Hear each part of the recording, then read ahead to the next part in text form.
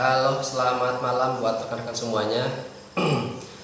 Tadi siang saya habis pasang klakson mobil Avanza di Mio Nakal, biar nanti kalau jalan itu diklakson dari jauh, orang sudah waspada ya akan adanya motor ini. Soalnya ini kan motornya udah kecepatannya udah di atas rata-rata, jadi untuk menghindari sesuatu yang tidak terduga di jalan, saya pasang klakson yang lebih kencang suaranya.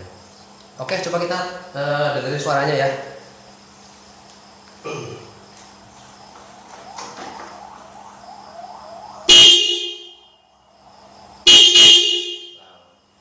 Mantap suaranya kan, kencang dan stereo. Kita coba lagi. Oke, cukup ya.